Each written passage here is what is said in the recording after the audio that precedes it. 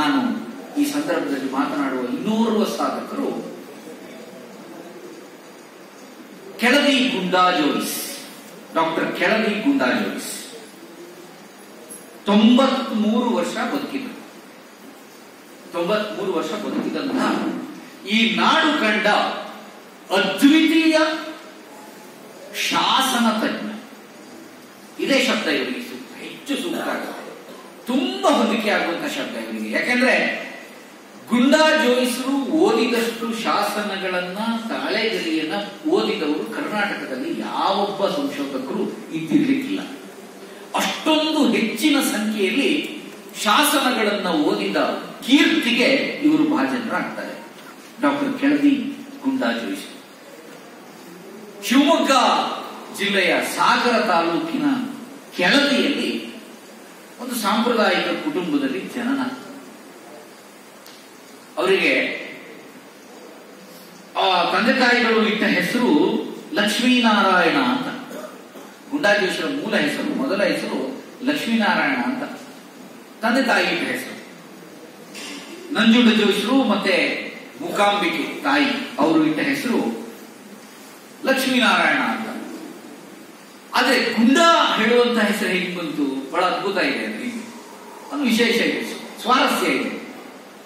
ಇವರಿಗಿಂತ ಮೊದಲು ಇಬ್ಬರು ಜನಿಸಿದ್ರಂತೆ. ಗುಂಡಾ ಜೋಯಿಸರಿಗಿಂತ ಮೊದಲು ಆ ದಂಪತಿಗಳಿಗೆ ಇನ್ನೂ ಇಬ್ಬರು ಮಕ್ಕಳಾಗಿದ್ರು, ತೀರ್ಕೊಂಡಿದ್ರು. ಬಹಳ ವೀಕ್ ಇದ್ದು ತೀರ್ಕೊಂಡಿದ್ರು. ಆಗ ಇವರ ಅಜ್ಜಿ, ಅಂದ್ರೆ ಗುಂಡಾ ಜೋಯಿಸರ ಅಜ್ಜಿ, ನೀನ್ ತೀರ್ಕೋಬಾರದು, ಇವತ್ತಿಂದ ನೀನ್ ಕಲ್ಗುಂಡು ನೀನು, ಇವತ್ತಿಂದ ಗುಂಡ ನಿನ್ನ ಹೆಸರು ಅಂತ ಅಜ್ಜಿ ಕರೆದು ಅಲ್ಲಿಂದನೇ ಗುಂಡಾ ಜೋಯಿಸರು ಹಾಕ್ಬಿಟ್ರು. ನೋಡಿ ಎಷ್ಟು ಸ್ವಾರಸ್ಯ ಇದೆ. ತಂದೆ ತಾಯಿ ಇಟ್ಟ ಹೆಸರಿನಿಂದ ಗುರುತಿಸಿಕೊಂಡವರಲ್ಲ ಅವರು, ಅಜ್ಜಿಯ ಹೆಸರಿನಿಂದ ಗುರುತಿಸಿಕೊಂಡು ಸದಾಕಾಲ ಅದೇ ಹೆಸರು ಶಾಶ್ವತ ಮಾಡಿಬಿಟ್ಟು ಗುಂಡಾ ಜೋಯಿಸರನ್ನ ಕರ್ನಾಟಕ ಇತಿಹಾಸ ಪರಂಪರೆ ಯಾವತ್ತೂ ಮರಲಿಕ್ಕೆ ಸಾಧ್ಯ ಇಲ್ಲ. ಅಷ್ಟು ಅದ್ಭುತ ಕೊಡುಗೆಗಳನ್ನ ಕೊಟ್ಟುಕೊಂಡಂತ ಮಹಾಮೇಧಾವಿ. ಅವರು ಓದಿದ ಬಹಳ, ಅಂದ್ರೆ ಈ ಸಾಂಪ್ರದಾಯಿಕ ಶಿಕ್ಷಣ ಏನು ಒಬ್ಬ ಇತಿಹಾಸ ಸಂಶೋಧಕರು ಏನೇನೆಲ್ಲ ಓದ್ಬೇಕು ಆ ರೀತಿ ಓದವರಲ್ಲ, ಆ ಪ್ರಕಾರ ಓದವರಲ್ಲ ಅವರು. ಬೆಂಗಳೂರಿನ ಕೋಟೆ ಪ್ರೌಢಶಾಲೆಯಲ್ಲಿ ಅವರು ಹೈಸ್ಕೂಲ್ ಮುಗಿಸಿದ್ರು. ಕೋಟೆಯಲ್ಲಿ ಪ್ರೌಢಶಾಲೆಯಲ್ಲಿ ಮುಗಿಸಿದ್ರು. ಆರಂಭದ ಶಿಕ್ಷಣ ಹುರುಳಿ, ಸಾಗರ, ಕೆಳದಿಯಲ್ಲೇ ಮುಗಿಸಿದ್ರು. ಆನಂತರ ನೋಡಿ, ಮನೆಯ ಅನಿವಾರ್ಯತೆಯಿಂದಾಗಿ ಅಷ್ಟಕ್ಕೆ ಓದನ್ನ ಸ್ಥಗಿತ ಮಾಡಿ ಉದ್ಯೋಗ ಪ್ರಾರಂಭ ಮಾಡಿದ್ರು. ಏನೇನೋ ಉದ್ಯೋಗಗಳನ್ನೆಲ್ಲ ಮಾಡಿ ಜೀವನ ನಡೆಸಲಿಕ್ಕೆ ಪ್ರಾರಂಭ ಮಾಡಿದ್ರು. ಆಮೇಲೆ 50ನೇ ವರ್ಷದಲ್ಲಿ, ತನ್ನ 50ನೇ ವರ್ಷದಲ್ಲಿ ದೂರ ಶಿಕ್ಷಣದ ಮೂಲಕ, ಮೈಸೂರು ಯೂನಿವರ್ಸಿಟಿ ದೂರ ಶಿಕ್ಷಣ ಮೂಲಕ ಇತಿಹಾಸ MA ಮಾಡಿದ್ರು. ಎಕ್ಸ್ಟರ್ನಲ್ MA ಮಾಡಿದ್ರು. ಅಲ್ಲೇ ಕೆಳದಿಯಲ್ಲೇ ಇದ್ದುಕೊಂಡು ಎಕ್ಸ್ಟರ್ನಲ್ MA ಮಾಡಿದ್ರು. ಸ್ನಾತಕೋತ್ತರ ಪದವಿ ಪಡ್ಕೊಂಡು ಇದರ ಜೊತೆಗೆ ಕನ್ನಡ ಪಂಡಿತ, ಆಗಮ ವೇದ ವಿದ್ವಾನ್, ಕನ್ನಡ ರತ್ನ, ಹಿಂದಿ ಪ್ರಬೋಧ ಈ ಎಲ್ಲ ಪರೀಕ್ಷೆಗಳನ್ನ ಯಶಸ್ವಿಯಾಗಿ ಮುಗಿಸಿ ಪದವಿಯನ್ನ ಪಡ್ಕೊಂಡು ಇವರು ಪ್ರಾತಸ್ಮರಣೀಯರು. ವಿಶೇಷವಾಗಿ ಯಾಕೆ ಅಂತಂದ್ರೆ ಸುಮಾರು 80 ವರ್ಷಗಳ ಕಾಲ ಒಂದು ಪ್ರದೇಶದ ಉಳಿವಿಗೋಸ್ಕರ ಹೋರಾಟ ಮಾಡಿದಂತ ಧೀಮಂತ ಸಂಶೋಧಕ. 80 ವರ್ಷ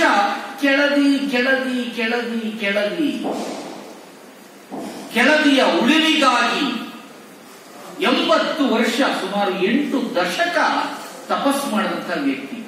ಈಗ ಕೆಳದಿ ಅಂದ ತಕ್ಷಣ ಸಾಮಾನ್ಯವಾಗಿ ಕೆಳದಿ ನಾಯಕರು ನೆನಪಾಗೋದಿಲ್ಲ. ಕೆಳದಿ ಅಂದ ತಕ್ಷಣ ನೆನಪಾಗೋದು ಗುಂಡಾ ಜೋಯಿಸರೇ. ಇದಕ್ಕಿಂತ ಒಬ್ಬ ವ್ಯಕ್ತಿಗೆ ಇನ್ನೇನು ಬೇಕು ಜೀವನದಲ್ಲಿ? ತನ್ನ ಊರಿನೊಂದಿಗೆ ಗುರುತಿಸಿಕೊಳ್ಳುವಂತಹ ಒಂದು ಸೌಭಾಗ್ಯ. ಆ ಊರಿನ ಹೆಸರು ಬಂದ ತಕ್ಷಣ ಈ ವ್ಯಕ್ತಿ ನೆನಪಾಗೋದಿದೆಯಲ್ಲ, ಅದು ಅದ್ವಿತೀಯ ಸಾಧನೆ. ಒಂದು ಊರಿನ ಹೆಸರು ಹೇಳಿದ ತಕ್ಷಣ ಆ ಊರು, ಆ ಊರಿನ ರಾಜರು ಅಥವಾ ಬೇರೆ ಏನೇನೋ ನೆನಪಾಗೋದಕ್ಕಿಂತ ಮೊದಲು ಒಬ್ಬ ವ್ಯಕ್ತಿ ನಮ್ಮ ಕಣ್ಣೆದುರಿಗೆ ಬಂದ್ರೆ ಅದಕ್ಕಿಂತ ದೊಡ್ಡ ಸೌಭಾಗ್ಯ ಆ ವ್ಯಕ್ತಿಗೆ ಬೇರೆ ಏನಿಲ್ಲ. ಸಾಧನೆ ಅಂದ್ರೆ ಇದು. ಸಾಧನೆ ಅಂದ್ರೆ ಇದು. ಕೆಳದಿ ಎಂದ ತಕ್ಷಣ ನೆನಪಾಗುವ ಹೆಸರು ಕೆಳದಿ ಗುಂಡಾಜು ಇಷ್ಟೇ. ಹೀಗಾಗಿ ಅವ್ರ ಮಗನು ಈಗ ಅದೇ ಕ್ಷೇತ್ರದಲ್ಲಿ ಮುಂದುವರಿತಾ ಇದ್ದಾರೆ. ವೆಂಕಟೇಶ್ ಇವರು ಒಳ್ಳೆ ಸಂಶೋಧನೆ ಮಾಡಿ ಗುರುತಿಸಿಕೊಳ್ತಾ ಇದ್ದಾರೆ. ಮಾಡಿದ ಸಾಧನೆಗಳು ತುಂಬಾ ಇದೆ.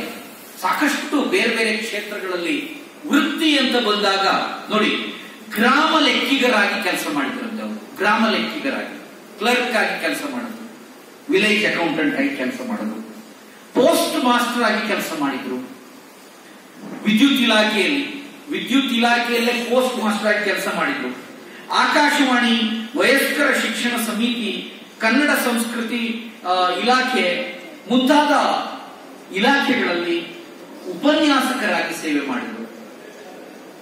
ಶಿವಮೊಗ್ಗದ ಸರ್ಕಾರಿ ವಸ್ತು ಸಂಗ್ರಹಾಲಯದಲ್ಲಿ ಸರ್ವೇಕ್ಷಣಾಧಿಕಾರಿಯಾಗಿ ಸೇವೆ ಸಲ್ಲಿಸಿದರು.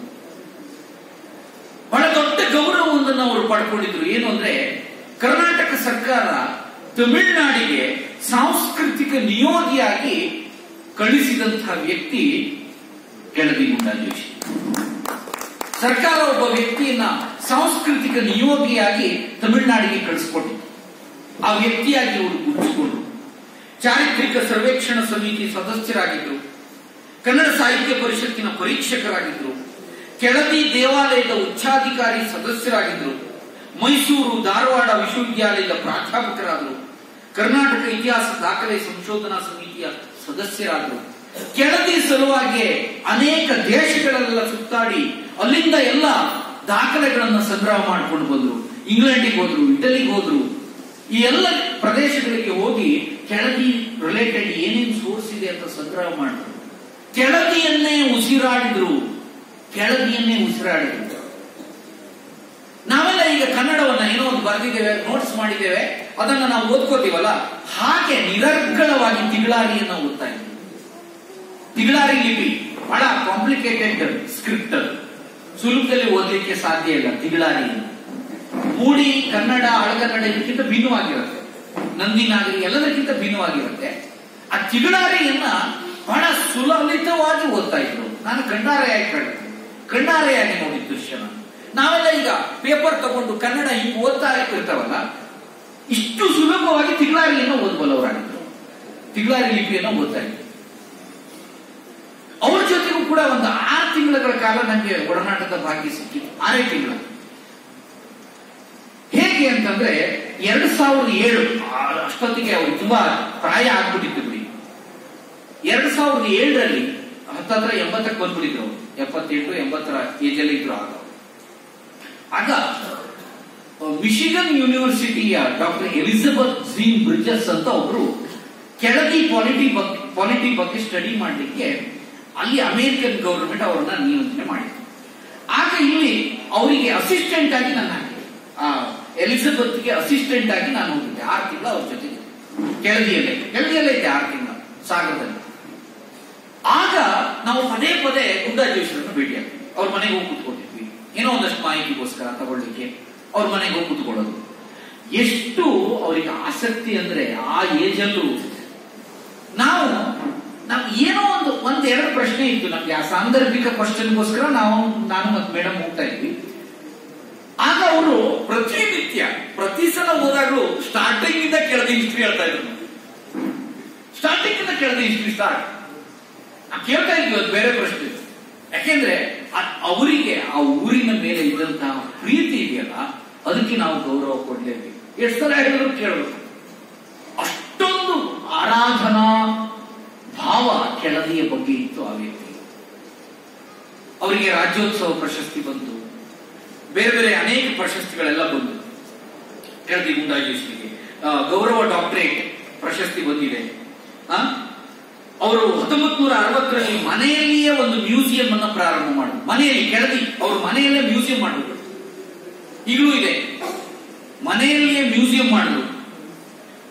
2600 ತಾಳೆಗರಿ ಮತ್ತು ಮಹತ್ವದ ಶಾಸನಗಳನ್ನೆಲ್ಲ ಸಂಗ್ರಹ ಮಾಡಿಟ್ಟಿದ್ದಾರೆ ಅವರು ಮ್ಯೂಸಿಯಂನಲ್ಲಿ. ಅವ್ರ ಮನೆಯ ಮ್ಯೂಸಿಯಂನಲ್ಲಿ ಸುಮಾರು 2600 ತಾಳೆಗರಿಗಳಿದೆ. ಮ್ಯೂಸಿಯಂ, ಅದ್ಭುತವಾದ ಮ್ಯೂಸಿಯಂ ಮಾಡಿದ್ದಾರೆ. 30 ಕೃತಿಗೂ ಹೆಚ್ಚು ಕೃತಿ ಬರೆದಿದ್ದಾರೆ. ಸಾಕಷ್ಟು ಕೃತಿಗಳನ್ನು ಬರೆದಿದ್ದಾರೆ. ಅದರಲ್ಲಿ ಪ್ರಮುಖವಾಗಿ ನಿಷ್ಕಳಂಕಿಣಿ ಕೆಳದಿ ವೀರಮ್ಮಾಜಿ. ಕೆಳದಿಯ ವೀರಮ್ಮನ ಬಗ್ಗೆ ಒಂದಷ್ಟು ಕಳಂಕಗಳೆಲ್ಲ ಸೃಷ್ಟಿಯಾಗಿದ್ದು, ಅವಳು ನಿಷ್ಕಳಂಕಿಣಿ ಹೇಳುವುದನ್ನ ಆಧಾರ ಸಹಿತವಾಗಿ ತೋರಿಸಿಕೊಟ್ರು ಸಮಾಜಕ್ಕೆ. ನಿಷ್ಕಳಂಕಿಣಿ ಕೆಳದಿ ವೀರಮ್ಮಾಜಿ, ಕೆಳದಿ ಇತಿಹಾಸ, ಲಿಂಗಣ್ಣ ಕವಿಯ ಕೆಳದಿ ನೃಪವಿಜಯ, ಇದೆಲ್ಲ ಅವರ ಪ್ರಮುಖವಾದಂತಹ ಕೃತಿಗಳು. 250ಕ್ಕೂ ಹೆಚ್ಚು ಸಂಶೋಧನಾ ಲೇಖನಗಳನ್ನ ಪ್ರಕಟ ಮಾಡಿದ್ದಾರೆ. ಕರ್ನಾಟಕ ಇತಿಹಾಸ ಅಕಾಡೆಮಿ ಸಮ್ಮೇಳನದ ಸರ್ವಾಧ್ಯಕ್ಷತೆ, ಸಾಗರ ತಾಲೂಕು ಕನ್ನಡ ಸಾಹಿತ್ಯ ಸಮ್ಮೇಳನದ ಸರ್ವಾಧ್ಯಕ್ಷತೆ, ಕೃಷ್ಣದೇವರಾಯ ವಿವಿಯಿಂದ ಗೌರವ ಡಾಕ್ಟರೇಟ್, ಸ್ವೀಡನ್ ವಿಶ್ವವಿದ್ಯಾಲಯದಿಂದ script expert title, script expert ಹೇಳುವಂತ ಒಂದು ಬಿರುದನ್ನ ಸ್ವೀಡನ್ನ ವಿಶ್ವವಿದ್ಯಾಲಯ ಅವರಿಗೆ ಕೊಟ್ಟಿತ್ತು. ಇಂಥ ಒಬ್ಬ ಮೇಧಾವಿ ಸಂಶೋಧಕರನ್ನ ನಾವೆಷ್ಟು ನೆನಪಿಸಿಕೊಂಡಿದ್ದೇವೆ. ಸ್ವೀಡನ್ನಿಗೆ ನೆನಪಾಗತ್ತೆ, ಯಾವ್ಯಾವುದೋ ದೇಶಗಳಿಗೆಲ್ಲ ನೆನಪಾಗತ್ತೆ. ಅವರ ಸಾಧನೆಯನ್ನ ಯಾವ್ಯಾವ ದೇಶದವರು ಗುರುತಿಸ್ತಾರೆ. ನಾವೆಷ್ಟು ಗುರುತಿಸಿದ್ದೇವೆ, ಕರ್ನಾಟಕ ಎಷ್ಟು ಗುರುತಿಸಿದೆ, ಯೋಚನೆ ಮಾಡಬೇಕಲ್ವ. ಅವರಿಗೆ ಅವರು ಹೊಂದಿದ ಸಾಮರ್ಥ್ಯಕ್ಕೆ ತಕ್ಕುದಾದ ಗೌರವಗಳು ಸಿಕ್ಕಿಲ್ಲ ಅಂತಾನೆ ನಾನು ಹೇಳೋದು. ಅವರಿಗೆ ಇನ್ನೂ ಎತ್ತರದ ಸ್ಥಾನ, ಇನ್ನೂ ಹೆಚ್ಚಿನ ಪುರಸ್ಕಾರಗಳೆಲ್ಲ ಪ್ರಾಪ್ತಿ ಆಗಬೇಕಿತ್ತು ಅವರು ಮಾಡಿದ ಅದಮ್ಯ ಸೇವೆಗೆ. ಆದರೆ ಅದನ್ನು ಗುರುತಿಸುವಲ್ಲಿ ರಾಜ್ಯ ಒಂದರ್ಥದಲ್ಲಿ ವಿಫಲ ಆಗಿದೆ ಅಂತ ನಾನು ಭಾವಿಸ್ತೇನೆ.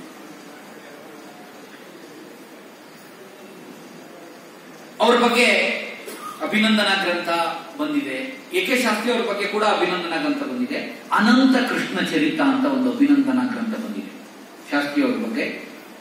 So doctor AK. ಶಾಸ್ತ್ರಿ ಅವರು ಕೆಳದಿ ಗುಂಡಾಜೋಶಿರು, ಬಹುತೇಕ ಅಕ್ಕಪಕ್ಕದ ಜಿಲ್ಲೆ, ಅಲ್ಲೇ ಅಕ್ಕಪಕ್ಕದ ಜಿಲ್ಲೆ ಅವರು. ಒಬ್ಬರು ಶಿವಮೊಗ್ಗ, ಇನ್ನೊಬ್ಬರು ಉತ್ತರ ಕನ್ನಡ. ತುಂಬಾ ಆಪ್ತರು, ಇಬ್ರು ಆಪ್ತರೇ, ತುಂಬಾ ಆಪ್ತರಾಗಿದ್ರು ಇಬ್ರು. ಆದ್ರೆ ಶಾಸ್ತ್ರಿಗಳಿಗಿಂತ ಅವರು ಸ್ವಲ್ಪ ಸೀನಿಯರ್, ಒಂದು 10-12 ವರ್ಷ ಅವ್ರು ಇನ್ನೂ ಸೀನಿಯರ್ ಆಗಿದ್ರು ಗುಂಡಾಜೋಶಿ.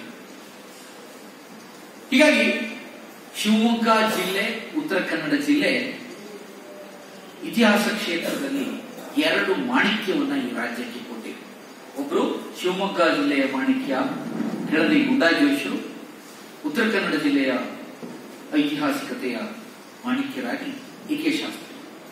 ಹೀಗಾಗಿ ಈ ಇಬ್ಬರು ಸಂಶೋಧಕರ ಸ್ಮರಣೆಯನ್ನ ತುಂಬಾ ಅಭಿಮಾನ ಮತ್ತು ಗೌರವದಿಂದ ನಾನು ಈ ಸಂದರ್ಭದಲ್ಲಿ ಮಾಡ್ತಾ ಇದ್ದೇನೆ. ಇನ್ನೊಬ್ರು ಡಾಕ್ಟರ್ ಎಚ್.ಎಸ್. ಗೋಪಾಲರಾವ್, ಬಹುಶಃ ನಿಮಗೆ ಹೆಚ್ಚು ಪರಿಚಿತ ಹೆಸರು. ಇವರಿಬ್ಬರು ಮೊದಲ ಇಬ್ಬರಿಗಿಂತ ಹೆಚ್ಚು ಪರಿಚಿತ ಹೆಸರು ಈಗ ನಾನು ಹೇಳಲಿಕ್ಕೆ ಹೊರಟಿರುವಂತಹ ವ್ಯಕ್ತಿ ಎಚ್.ಎಸ್. ಗೋಪಾಲರಾವ್. ಇವರು ನನಗೆ ಪರಿಚಯ ಆಗಿದ್ದು ಸುಮಾರು ಇವೊಂದು 10-12 ವರ್ಷದಿಂದ ಅಷ್ಟೇ.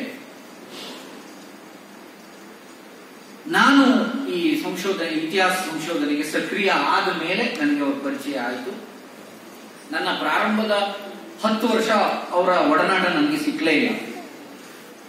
ಆ ನಂತರ ನನಗೆ ಅವರ ಒಡನಾಟ ಸಿಕ್ತು.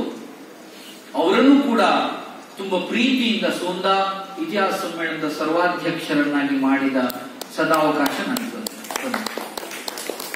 ಅವರಿಗೂ ಅವರ ವಿಷಯದಲ್ಲೂ ನನಗೆ ತುಂಬಾ ಸಮಾಧಾನ ಇದೆ. ಗುಂಡಾಜೋಶಿಯ ವಿಷಯದಲ್ಲಿ ಮಾತ್ರ ನನಗೆ ಆ ಸಮಾಧಾನ ಇಲ್ಲ, ಸಿಗದೆ ಹೋಯಿತು. ಈಗ ಮಾತಾಡ್ತಾ ಇದ್ದಂತಹ ಮೂರಲ್ಲಿ ಇಬ್ಬರನ್ನ ನಮ್ಮ ಸೋಂದಾ ರಾಷ್ಟ್ರಮಟ್ಟದ ಇತಿಹಾಸ ಸಮ್ಮೇಳನದಲ್ಲಿ ಸರ್ವಾಧ್ಯಕ್ಷರನ್ನಾಗಿ ಅತ್ಯಂತ ಸೊಬಗಿನ ಸನ್ಮಾನ ಮಾಡಿದೆ. ಸಾರ್ಥಕ ಸನ್ಮಾನ ಅದು. ಸ್ವರ್ಣವಲ್ಲಿಯ ಸ್ವಾಮಿಗಳು, ಜೈಮಠ ಸ್ವಾಮಿಗಳು, ವಾದರಾಮಠ ಸ್ವಾಮಿಗಳು, 3 ಸ್ವಾಮಿಗಳವರ ಸಾನ್ನಿಧ್ಯದಲ್ಲಿ ಅಭೂತಪೂರ್ವ ಸನ್ಮಾನ ಮಾಡಿದ್ದೇವೆ. ಆ ಒಂದು ನೆಮ್ಮದಿ, ಸಮಾಧಾನ ನನಗಿದೆ. ಆದರೆ ದುಃಖ ಇರೋದು ಗುಂಡಾಜೋಶಿ ವಿಷಯದಲ್ಲಿ ನನಗೂ. ಯಾಕೆಂದ್ರೆ ನಾವು ಪ್ರಯತ್ನ ಮಾಡಿದ್ದೆ, ಆದರೆ ಅವರ ವಯಸ್ಸಿನ ಕಾರಣಕ್ಕಾಗಿ ಅವರು ಬರದೇ ಹೋಗೋದು ಆಗಲಿಲ್ಲ. ಇಲ್ಲಾಂದ್ರೆ ಅವರಿಗೆ ಅಲ್ಲಿ ನಮ್ದು ಹೆಂಗಿರುತ್ತೆ ಕೇಳಿದ್ರೆ, ಇಬ್ಬರು ಸಂಶೋಧಕರಿಗೆ ಗೌರವಿಸುವಂತ ಒಂದು ಪದ್ಧತಿಯನ್ನ ಇಟ್ಕೊಂಡಿದ್ದೇವೆ ನಾವು. ಆ ಸಂದರ್ಭದಲ್ಲಿ ಒಬ್ಬರಿಗೆ ಸರ್ವಾಧ್ಯಕ್ಷ ಸ್ಥಾನವನ್ನು ಕೊಟ್ಟು ಗೌರವಿಸುವುದು, ಇನ್ನೊಬ್ಬರಿಗೆ ಸೋದೆ ಸದಾಶಿವರಾಯರ ಹೆಸರಿನಲ್ಲಿ ಪ್ರಶಸ್ತಿಯನ್ನ ಕೊಡುವುದು. ಒಟ್ಟೆ ಇಬ್ಬರು ಸಂಶೋಧಕರಿಗೆ, ಸೀನಿಯರ್ ಸಂಶೋಧಕರಿಗೆ ಅದ್ಭುತ ಸನ್ಮಾನ ಆಗ್ಬೇಕು 3 ಸ್ವಾಮಿಗಳ ಸಾನ್ನಿಧ್ಯದಲ್ಲಿ. ಆದ್ರೆ ಗುಂಡಾ ಜೋಶಿ ವಿಷಯದಲ್ಲಿ ನನಗೆ ವೈಯಕ್ತಿಕವಾಗಿ ನನಗೆ ಬೇಸರ. ನಾನು ವೈಯಕ್ತಿಕವಾಗಿ ಸ್ವಾಮಿಗಳ ಮೂಲಕ ಗೌರವಿಸಲಿಕ್ಕೆ ಸಾಧ್ಯವಾಗದೆ ಹೋಯ್ತಲ್ಲ ಅವರ ವಿಷಯದಲ್ಲಿ, ಅದೊಂದು ಬೇಸರ ನನ್ನ ಪಾಲಿಗೆ. ಗೋಪಾಲರಾವ್ ಬಹಳ ಆಕರ್ಷಕ ವ್ಯಕ್ತಿ.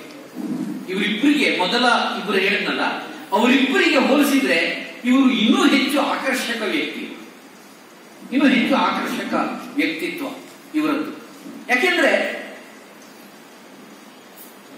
ಮಲ್ಟಿ ಟ್ಯಾಲೆಂಟ್ ಹೇಳುವಂತ ಒಂದು ವರ್ಡ್ ಇದೆ. ಮಲ್ಟಿ ಟ್ಯಾಲೆಂಟೆಡ್ ಪರ್ಸನ್ ಅಂತ ಹೇಳ್ತಾರಲ್ವ, ಬಹುಮುಖಿ ವ್ಯಕ್ತಿ ಅಂತ. ಅನೇಕ ಮುಖಗಳಲ್ಲಿ ಪ್ರತಿಭೆ ಇದ್ದ ವ್ಯಕ್ತಿಗಳಿಗೆ ಬಹುಮುಖಿಗಳು ಅಂತ ಕರೀತೇವೆ ನಾವು. ಬಹುಮುಖಿ, ಅನೇಕ ಪ್ರತಿಭೆಗಳು ಒಬ್ಬ ವ್ಯಕ್ತಿಯಲ್ಲಿ ಇರುವುದು ಅಪರೂಪ, ತುಂಬಾ ಅಪರೂಪ. ಒಂದೇ ವ್ಯಕ್ತಿಯಲ್ಲಿ ಅನೇಕ ಪ್ರತಿಭೆಗಳು ಇರುವುದು ವೆರಿ ರೇರ್. ಅಂಥ ವ್ಯಕ್ತಿಗಳಲ್ಲಿ ನಮಗೆ ತಕ್ಷಣ ಸಿಗುವಂತಹ ಹೆಸರು ಎಚ್.ಎಸ್. ಗೋಪಾಲರಾವ್. ಕಾದಂಬರಿ ಬರೀತಿದ್ರು, ನಾಟಕ ಬರೀತಿದ್ರು, ಸಂಗೀತದಲ್ಲಿ ಆಸಕ್ತಿ ಇತ್ತು, ಪುರಾಣದಲ್ಲಿ ಆಸಕ್ತಿ ಇತ್ತು, ಇತಿಹಾಸದಲ್ಲಿ ಆಸಕ್ತಿ ಇತ್ತು, ಸಿನಿಮಾದಲ್ಲಿ ಕೈಯಾಡಿಸಿದ್ದಾರೆ, ಕಿರುಚಿತ್ರದಲ್ಲಿ ಕೈಯಾಡಿಸಿದ್ದಾರೆ. ಸಂಶೋಧನೆ, ಶಾಸನ, ಶಿಲ್ಪ, 1 2 ಎಲ್ಲಾ ಕ್ಷೇತ್ರಗಳಲ್ಲೂ ಅವರು ಕೈಯಾಡಿಸಿದಂತಹ ಎಲ್ಲ ಕ್ಷೇತ್ರದಲ್ಲೂ ಅವರದೇ ಆದ ಛಾಪನ್ನ ಸೃಷ್ಟಿ ಮಾಡಿರುವುದು. ಇದು ಬಹಳ ವಿಶೇಷ, ಇದು ಬಹಳ ವಿಶೇಷ. ಅದು ಎಚ್.ಎಸ್. ಗೋಪಾಲರಾವ್. ಅವರ ಒಂದು ಅಭಿನಂದನಾ ಗ್ರಂಥ ಬಂದಿದೆ, ಅವ್ರ ಬಗ್ಗೆ ಅವರ ಅಭಿಮಾನಿಗಳೆಲ್ಲ ಸೇರಿ ಮಾಡಿದಂತ ಒಂದು ಗ್ರಂಥ, ಅಭಿನಂದನಾ ಗ್ರಂಥ. ಅದಕ್ಕೆ ಅವರು ಕೊಟ್ಟ ಹೆಸರು ಬಹಳ ಅದ್ಭುತವಾದ ಹೆಸರು, ತುಂಬಾ ಸೂಟೇಬಲ್ ನೇಮ್ ಅನ್ನು ಕೊಟ್ಟಿದ್ದಾರೆ, ಬಹುಮುಖಿ ಅಂತ ಕೊಟ್ಟಿದ್ದಾರೆ. ಅವರ ಅಭಿನಂದನಾ ಗ್ರಂಥಕ್ಕೆ ಅವರ ಅಭಿಮಾನಿಗಳು ಕೊಟ್ಟ ಹೆಸರು ಬಹುಮುಖಿ ಅಂತಾನೆ. ಇದಕ್ಕಿಂತ ಹೆಚ್ಚು ಸೂಕ್ತವಾದ ಹೆಸರು ಅವರ ಅಭಿನಂದನಾ ಗ್ರಂಥಕ್ಕೆ ಸಿಗಲಾರದು. ಸತತ 25 ವರ್ಷಗಳ ಕಾಲ ಕರ್ನಾಟಕ ಇತಿಹಾಸ ಅಕಾಡೆಮಿಯ ಕಾರ್ಯದರ್ಶಿಯಾಗಿ ಕೆಲಸ ಮಾಡಿದ್ರು. ನೋಡಿ ಎಂತ ಅದ್ವಿತೀಯ ಸಾಧನೆ ಗೊತ್ತಾ. ಯಾವುದೋ ಒಂದು ದೊಡ್ಡ ಸಂಘಟನೆಯಲ್ಲಿ ಒಂದು 2 ವರ್ಷ ಸೆಕ್ರೆಟರಿ ಆಗಿ ಇರೋದೇ ದೊಡ್ಡ ಸಾಧನೆ. ಅಷ್ಟೊಂದು ಸವಾಲುಗಳೆಲ್ಲ, ಪ್ರಶ್ನೆಗಳೆಲ್ಲ ಬರುತ್ತೆ. ಆದ್ರೆ ಕರ್ನಾಟಕ ಇತಿಹಾಸ ಅಕಾಡೆಮಿ ಅಂತ ಸ್ಕಾಲರ್ಗಳನ್ನೇ ಹೊತ್ತುಕೊಂಡು ಇರುವಂತಹ ಒಂದು ಅಕಾಡೆಮಿ, ಆ ಅಕಾಡೆಮಿಗೆ 25 ವರ್ಷ ಸೆಕ್ರೆಟರಿ ಆಗಿದ್ರು ಅಂದ್ರೆ ಜಸ್ಟ್ ಇಮ್ಯಾಜಿನ್ ಹಿಸ್ ಅಬಿಲಿಟಿ. ಅವರ ಸಾಮರ್ಥ್ಯವನ್ನ ಊಹೆ ಮಾಡಿಕೊಳ್ಳಿ. ಒಂದು ಸಂಘಟನಾ ಚತುರ ಆಗಿದ್ರು ಅವರು, ಸಂಘಟನೆಯಲ್ಲೂ ಕೂಡ ಸಾಮರ್ಥ್ಯ ಇದ್ದಂತ ವ್ಯಕ್ತಿಯಾಗಿದ್ರು. ಸುಮ್ಮನೆ ಹೊಗಳೋದಲ್ಲ, ಇದು ಯಾವುದು ಅತಿರಂಜಿತ ಹೊಗಳಿಕೆ ಅಲ್ಲ. ಈಗ ನಾನು ಹೇಳ್ತಾ ಇರುವುದು ಯಾವುದು ಸಂಗತಿಯನ್ನ ಹೇಳ್ತಾ ಇದ್ದೀನಿ, ನಾನು ಫ್ಯಾಕ್ಟ್ ಅನ್ನ ಹೇಳ್ತಾ ಇರೋದು, ಯಾವುದು ವೈಭವೀಕರಣ ಅಲ್ಲ. ಈಗ ನಾನು ಆಡ್ತಾ ಇದ್ದಂತಹ 3 ವ್ಯಕ್ತಿಗಳ ಕುರಿತಾದ ಮಾತುಗಳಲ್ಲಿ ಯಾವುದೇ ವೈಭವೀಕರಣ ಇಲ್ಲ, ನೆನಪಿ, ಯಾವುದೇ ವೈಭವೀಕರಣ ಇಲ್ಲ. ಇದ್ದದ್ದೆಲ್ಲ ಫ್ಯಾಕ್ಟ್ಸ್ ಮಾತ್ರ ಹೇಳ್ತಾ ಇದ್ದೀನಿ ನಾನು. Because being a historian I can't glorify simply, I cannot. ಸುಮ್ಮನೆ ಒಬ್ಬ ವ್ಯಕ್ತಿಯನ್ನ ಗ್ಲೋರಿಫಿಕೇಶನ್ ಮಾಡೋದು ಇತಿಹಾಸಕಾರನ ಲಕ್ಷಣ ಆಗೋದಿಲ್ಲ. ಇದಕ್ಕನ್ನ ಮಾತ್ರ ಇದ್ದ ಹಾಗೆ ಹೇಳ್ಬೇಕು ಅಷ್ಟೇ. ಅದೇ ಕೆಲಸ ನಾನು ಈಗ ಮಾಡ್ತಾ ಇರೋದು. ಯಾರನ್ನು ವೈಭವೀಕರಿಸ್ತಾ ಇಲ್ಲ, ಇದ್ದದ್ದನ್ನ ಮಾತ್ರ ಹೇಳ್ತಾ ಇದ್ದೆ. ಈ ಎಚ್.ಎಸ್. ಗೋಪಾಲರಾವ್ 1946 ನೆಲಮಂಗಲದಲ್ಲಿ ಜನನ. ನೆಲಮಂಗಲದಲ್ಲಿ ಎಂಜಿನಿಯರಿಂಗ್ ಶಿಕ್ಷಣ ನೋಡಿ ಗುರುತಿಸಿಕೊಂಡಿದ್ದು ಕರ್ನಾಟಕದಲ್ಲಿ ಡಾಕ್ಟರ್ ಎಚ್.ಎಸ್. ಗೋಪಾಲರಾವ್ ಅಂದ ತಕ್ಷಣ ಇತಿಹಾಸ ಸಂಶೋಧಕ ಅಂತ ಕರೆಯುವುದು, ಅವರನ್ನು ಗುರುತಿಸುವುದು ಇತಿಹಾಸಕಾರ ಅಂತ. ಆದ್ರೆ ಓದಿದ್ದು ಎಂಜಿನಿಯರಿಂಗ್, ಬರೀ ಎಂಜಿನಿಯರಿಂಗ್ ಮಾತ್ರ ಓದಿಲ್ಲ ಅವರು, ಇಲ್ಲಿದೆ ವಿಷಯ. ಆನಂತರ ಕನ್ನಡ ಎಂ.ಎ. ಮಾಡಿದ್ರು. ನೋಡಿ, ಇಂಜಿನಿಯರಿಂಗ್ ಓದಿದ ವ್ಯಕ್ತಿ ಕನ್ನಡ ಎಂ.ಎ. ಮಾಡ್ತಾರೆ, ಶಾಸನಶಾಸ್ತ್ರ ಡಿಪ್ಲೊಮಾ ಮಾಡ್ತಾರೆ. ಕನ್ನಡ ಸಾಹಿತ್ಯ ಪರಿಷತ್ ಶಾಸನಶಾಸ್ತ್ರ ಡಿಪ್ಲೊಮಾವನ್ನು ಪ್ರಾರಂಭ ಮಾಡಿದಾಗ ಅದರ ಮೊದಲ ವಿದ್ಯಾರ್ಥಿ ಎಚ್.ಎಸ್. ಗೋಪಾಲರಾವ್. ಅದರ ಮೊದಲ ವಿದ್ಯಾರ್ಥಿ ಎಚ್ ಎಸ್ ಗೋಪಾಲರಾವ್. ಶಾಸನಶಾಸ್ತ್ರವನ್ನು ಓದಿಕೊಂಡ್ರು. ತಾಯಿ ಮಹಾಲಕ್ಷ್ಮಿ, ತಂದೆ ಸೂರ್ಯನಾರಾಯಣ ರಾವ್. ಇವರು ಒಬ್ಬ ಮೇಷ್ಟ್ರಾಗಿದ್ರು, ಕನ್ನಡ ಮೇಷ್ಟ್ರೆ ಇವರು ಸೂರ್ಯನಾರಾಯಣ ರಾವ್. ಹಾಗಾದ್ರೆ ಇಂಜಿನಿಯರಿಂಗ್ ಓದ್ಕೊಂಡ ವ್ಯಕ್ತಿಯಲ್ಲಿ ಹಿಸ್ಟ್ರಿ ಬಗ್ಗೆ ಹೇಗೆ ಕ್ರೇಜ್ ಬಂತು? ಒಂದು ಕಾರಣ ಇದೆ, ಒಂದು ಅಂಶ ಇದೆ ಒಳಗಡೆ. ಏನು ಅಂಶ ಅಂದ್ರೆ, ಅವರ ಅಜ್ಜ, ಅವರ ತಾತ ಹಿಮಸ ಹಿಸ್ಟೋರಿಯನ್. ನೋಡಿ ಜೀನ್ಸ್ ಹೆಂಗ್ ಬರುತ್ತೆ ನೋಡಿ, ಜೀನ್ಸ್ ಹೇಗೆಲ್ಲ ಬರುತ್ತೆ ನೋಡಿ. ತಂದೆ ಮೇಷ್ಟ್ರಾಗಿದ್ರು, ಸರಿ, ಇವರು ಅದೇ ವೃತ್ತಿಗೆ ಬಂದ್ರು. ಆದ್ರೆ ಅಜ್ಜನಲ್ಲಿದ್ದ ಸಂಶೋಧಕ ಕೂಡ ಇವರೊಳಗೆ ಬಂದ. ಅಜ್ಜ ಒಬ್ಬ ಸಂಶೋಧಕರು, ಇತಿಹಾಸಕಾರರೇ ಆಗಿದ್ರು ಅವರು. ಜೂರಾ ಪ್ರಶಸ್ತಿ, ರಾಷ್ಟ್ರಕೂಟರ ಜೂರಾ ಪ್ರಶಸ್ತಿಯ ಬಗ್ಗೆ ಅದ್ವಿತೀಯ ಕೆಲಸ ಮಾಡಿದಂಥವರು ಗೋಪಾಲರಾವ್ ಅವರ ತಾತ. ಜೂರಾ ಪ್ರಶಸ್ತಿಯ ಬಗ್ಗೆ ಕೆಲಸ ಮಾಡಿದಂಥವರು ಎನ್ ಲಕ್ಷ್ಮೀನಾರಾಯಣ ರಾಯ್ ಅವರ ತಾತ. ಪ್ರಿಂಟಿಂಗ್ ಪ್ರೆಸ್ ಅಲ್ಲಿ ಕೆಲಸ ಮಾಡಿದಂತೆ ಅವರು ಕೆಲವು ವರ್ಷ ಪ್ರಿಂಟಿಂಗ್ ಪ್ರೆಸ್ ಅಲ್ಲಿ ಕೆಲಸ ಮಾಡಿದ್ರು. ಆಮೇಲೆ ಬಂದದ್ದು ಕೆಪಿಟಿಸಿ ಅಲ್ಲಿ, ಇದೇ ಫೀಲ್ಡ್ಗೆ ಬರ್ತಾರೆ. ಈಗ ನಾವು ಏನಿದೀವಲ್ಲ ಕೆಪಿಟಿಸಿ ಅಲ್ಲಿ, ಇಲ್ಲಿನ ಅಧಿಕಾರಿಯಾಗಿ ಬಂದರು. ಘಟಕ ಸಮನ್ವಯಾಧಿಕಾರಿ ಡೆಸಿಗ್ನೇಷನ್ ಇತ್ತವರಿಗೆ. ಘಟಕ ಸಮನ್ವಯಾಧಿಕಾರಿ, ಯೂನಿಟ್ ಸಮಥಿಂಗ್ ಏನೋ ಬರುತ್ತೆ, ಅವರು ಟೆಕ್ನಿಕಲ್ ವರ್ಡ್ ಇದ್ದಲ್ಲಿ, ಐ ಡೋಂಟ್ ನೋ ದಟ್. ಘಟಕ ಸಮನ್ವಯಾಧಿಕಾರಿ ಅಂತ ಕರೀತಾ ಇದ್ದಾರೆ. ಇವರ ಒಡನಾಟ ಎಂತೆಂಥ ಸುಶೀಲ ವ್ಯಕ್ತಿಗಳ ಜೊತೆ ಇತ್ತು ಅಂದ್ರೆ, ಜಿ ಎಸ್ ದೀಕ್ಷಿತ್, ಸೂರ್ಯನಾಥ್ ಕಾಮತ್, ಶ್ರೀನಿವಾಸ್ ರಿತ್ತಿ, ಈ ಎಲ್ಲ ಹಿರಿಯ ಇತಿಹಾಸ ಸಂಶೋಧಕರ ಒಡನಾಡಿಗಳು ಇವರ ಒಡನಾಟ ಇತ್ತು. ಅಷ್ಟೊಂದು ಒಳ್ಳೆಯ ಹಿಸ್ಟೋರಿಯನ್ಸ್ಗಳ ಒಡನಾಟ ಇವರಿಗಿತ್ತು. ಇವರ ಎರಡು ಅದ್ಭುತ ಸಾಧನೆಗಳು ಅಂದ್ರೆ, ಎರಡು ಶಾಸನಗಳ ವಿಮರ್ಶೆ. ಜಲಗಾರ ದಿಬ್ಬ ಶಾಸನ ಅಂದ್ರೆ ನಮ್ಮ ಫೀಲ್ಡ್ ಅಲ್ಲಿ ಬರೋದು ಜಲಗಾರ ದಿಬ್ಬ ಶಾಸನ ಮತ್ತು ಕಪ್ಪೆ ಅರಭಟ್ಟನ ಶಾಸನ. ಈ ಎರಡು ಶಾಸನಗಳ ಬಗೆಗಿನ ಇವರ ಸಂಶೋಧನೆ, ವಿಮರ್ಶೆ ಇವರನ್ನ ಒಬ್ಬ ಮೇರು ಸಂಶೋಧಕನನ್ನಾಗಿ ನಿಲ್ಲಿಸಿತು ಈ ವಲಯದ ಒಳಗೆ. ಕಪ್ಪೆ ಅರಭಟ್ಟನ ಶಾಸನ ಅಂತ ಒಂದು ಪ್ರಸಿದ್ಧ ಶಾಸನ ಇದೆ ಬದಾಮಿಯಲ್ಲಿ, ಚಾಲುಕ್ಯರ ಕಾಲದ ಶಾಸನ ಅದು. ಈ ಶಾಸನದ ಬಗ್ಗೆ ಸಾಕಷ್ಟು ಗೊಂದಲ ಇತ್ತು. ಶೆಟ್ಟರ್ ಅವರು ಅಭಿಪ್ರಾಯಪಟ್ಟರು, ಸ್ಟಾರ್ಟಿಂಗ್ ಮತ್ತೆ ಬೇರೆ ಬೇರೆ ಇನ್ನೂ ತುಂಬಾ ಜನ ಅಭಿಪ್ರಾಯಪಟ್ಟರು. ಆದ್ರೆ ಆಮೇಲೆ ನಾನು ಕೂಡ ಒಂದು ಬರದೆ, ಇತ್ತೀಚೆಗೆ ಕೆಲವು ಒಂದು 8-10 ವರ್ಷದ ಹಿಂದೆ ನಾನು ವಿಮರ್ಶೆ ಮಾಡಿದ್ದೆ ಅದರ ಬಗ್ಗೆ. ಅದಕ್ಕಿಂತ ಹಿಂದೆ ಎಚ್ ಎಸ್ ಗೋಪಾಲರಾವ್ ಅವರು ಮಾಡಿದ್ರು. ಅದರಲ್ಲಿ ಬಹಳ ಅಪರೂಪದ ಶಾಸನ ಕಪ್ಪೆ ಅರಭಟ್ಟನ ಶಾಸನ. ಒಬ್ಬ ವ್ಯಕ್ತಿ ತನ್ನ ಹೆಸರನ್ನ ಹೇಳ್ಕೊಳ್ಳೋದಿಲ್ಲ. ಒಬ್ಬ ವ್ಯಕ್ತಿ ಅನುಭವಿಸಿದ ಅವಮಾನ, ಅವನಿಗಿದ್ದ ಸಾಧನೆ, ಸಾಮರ್ಥ್ಯ, ಜೊತೆಗೆ ಅವನ ಮರಣ, ಈ ಎಲ್ಲ ಮಿಕ್ಸ್ ಆಗಿ ಒಂದು ಶಾಸನ ಇದೆ. ಬಹಳ ವಿಚಿತ್ರವಾದ ಶಾಸನ. ಕಪ್ಪೆ ಅರಭಟ್ಟನ್ ದುಷ್ಟ ಜನಪ್ರಿಯನ್ ಶಿಷ್ಟ ಜನ ರಕ್ಷಕನ್, ಈ ತರ ಎಲ್ಲ ಬರುತ್ತೆ.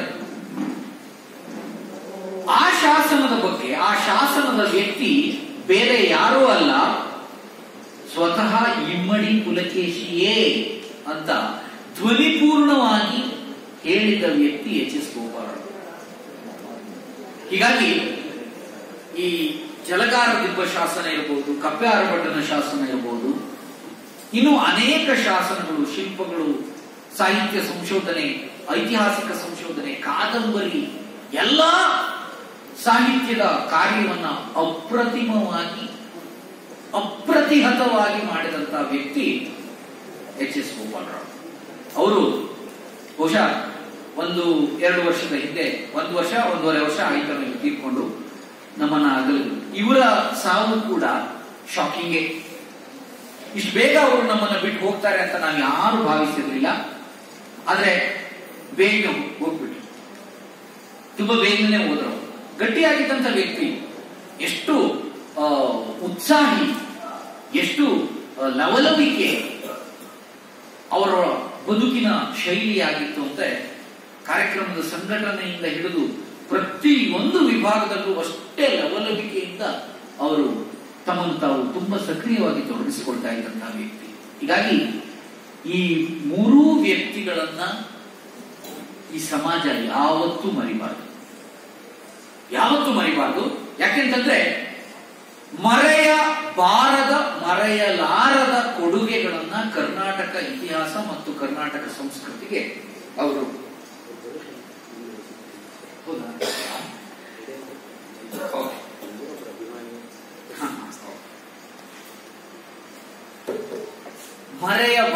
ಮರೆಯಲಾಗದ ಕೊಡುಗೆಗಳನ್ನ ಕೊಟ್ಟಂತಹ ಧೀಮಂತ ವ್ಯಕ್ತಿಗಳು.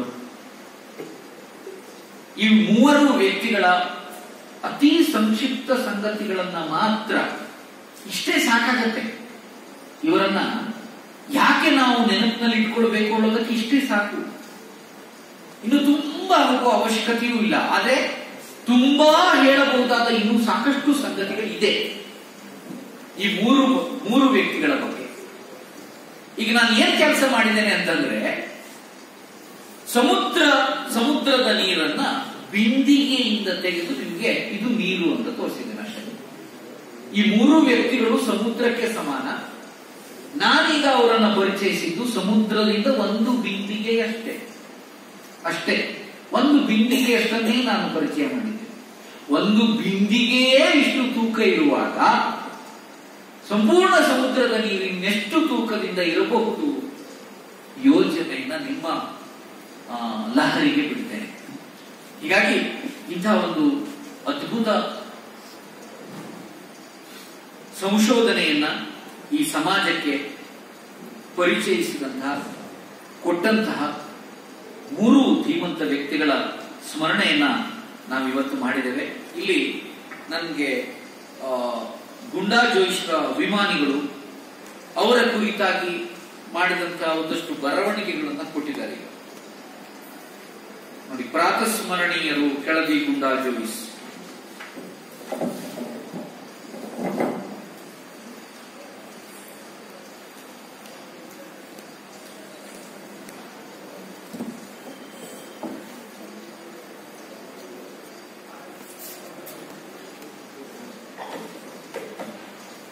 ಇಷ್ಟೊತ್ತು ಮೂವರು ವ್ಯಕ್ತಿಗಳ ಬಗ್ಗೆ ಒಂದಷ್ಟು ಸಂಗತಿಗಳನ್ನ ಹಂಚಿಕೊಂಡಿದ್ದೇನೆ.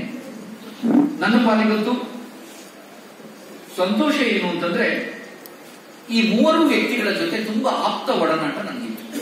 ಆಪ್ತವಾದಂತಹ ಒಡನಾಟ.